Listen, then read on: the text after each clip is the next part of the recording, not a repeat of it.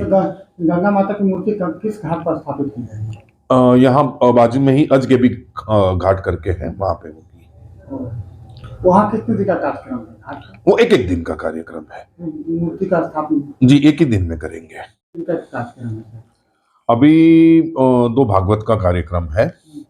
पहली भागवत कल से शुरू हो रही है 28 दिसंबर से 4 जनवरी 2024 तक, जो प्रोफेसर कनक देवी जी बालेश्वर मेमोरियल ट्रस्ट के समिति से कर रहे हैं। फिर 5 तारीख को उनका यज्ञ है, 6 और 7 में तैयारी है, और 8 तारीख से लेकर 14 तारीख तक मकर संक्रांति तक, जहां अभी प्रतिष्ठा किया है कल हमने राधा रमन जी का, उनके उपलक्ष्य में वहां पे भागवत जी है। फिर 15 तारीख को उनका हवन है। 16 और 17 तारीख यहाँ पे गंगा घाट पे ही हम गंगा जी की मूर्ति का भी प्रतिष्ठा करवा रहे हैं। उत्तर वाहिनी गंगा है पर मूर्ति नहीं है गंगा जी की, और एक मंदिर में जो है वो शिवलिंग नंदी और उसकी प्रतिष्ठा करवा रहे हैं। ऐसे 17 तारीख तक का कार्यक्रम है। तो गंगा माता की मूर्ति किस घाट पर स्थापित की जाएगी? यहाँ बाजू में ही अजगेबी घाट करके है, वहां पे होगी।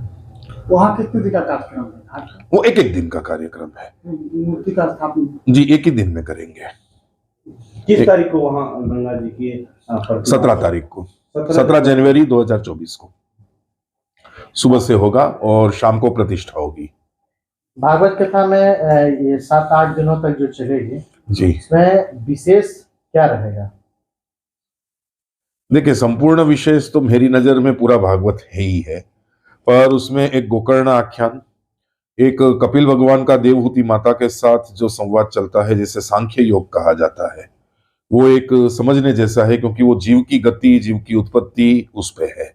और उसके बाद जो है वो कपिल भगवान के बाद एक भरत चरित्र आता है, जड़ भरत चरित्र, वो थोड़ा समझने जैसा है। और फिर तो भगवान ठाकुर जी की लीलाएं हैं और उनकी द्वारका लीला वगैरह है। सुदामा चरित्र समझने जैसा है, नृप चरित्र तो सब समझने जैसे है। क्या नाम है सर आपका? मैं किरण भाई शास्त्री जी। यहाँ कौन सी कथा कितना होगा आपका? यहाँ जो पहली कथा होने जा रही है वो मेरी 558वीं कथा है, 558 जी।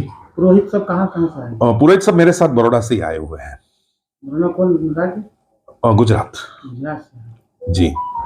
ये जो कार्यक्रम 28 तारीख से होने वाला है जी, ये कार्यक्रम कितने दिनों तक चलेगा? 28 तारीख से जो भागवत जी है वो 4 जनवरी तक, मतलब 8 दिन तक चलेगी। 8 दिन को भंडारा एवं प्रसाद होगा, और 9 तारीख को मतलब 4 तारीख तक चलेगी और 5 तारीख को भंडारा होगा। फिर 8 तारीख से शुरू होगा, वो 15 तारीख तक चलेगा। आपने बताया बाबा कि गंगा जी की बाढ़ में पहला बार मूर्ति स्थापित किया गया, किनके सौजन्य से ये किया जा रहा है? सौजन्य प्रोफेसर कनक देवी जी की तरफ से हो रहा है। और कहाँ पे उनकी गंगा माता की मूर्ति की स्थापित किया जाएगा? घाट तो मुझे ध्यान नहीं है, वो उनको ही ध्यान है, पर शायद यहाँ पे ही कोई घाट है। नहीं, उमानाथ में नहीं है। कहाँ पर गंगा माता की मूर्ति स्थापना की?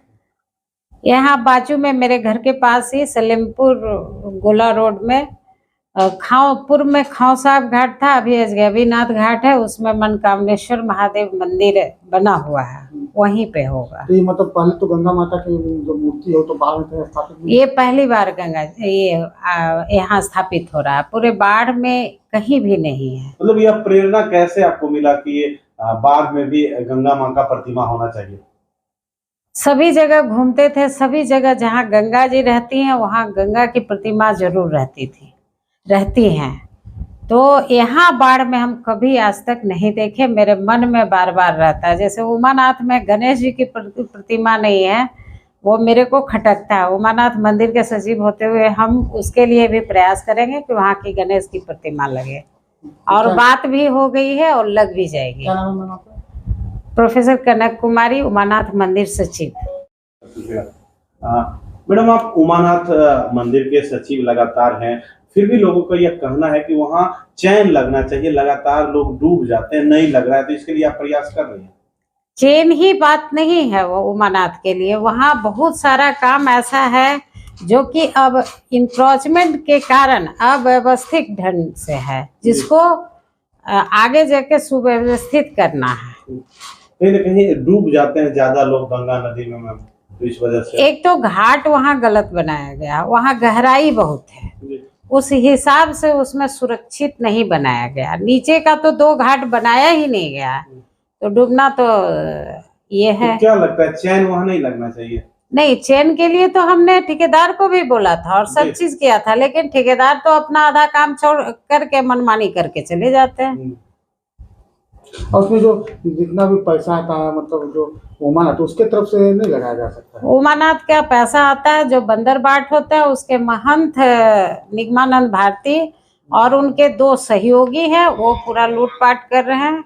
उसका पैसा न्यास बोर्ड के खाते में नहीं जाता। तो इस संदर्भ में आपने बिहार राज्य धार्मिक न्यास बोर्ड या वरीय पदाधिकारी सभी को कहा है, लिखित लेटर भी दिया है और आगे भी इसमें काम होगा।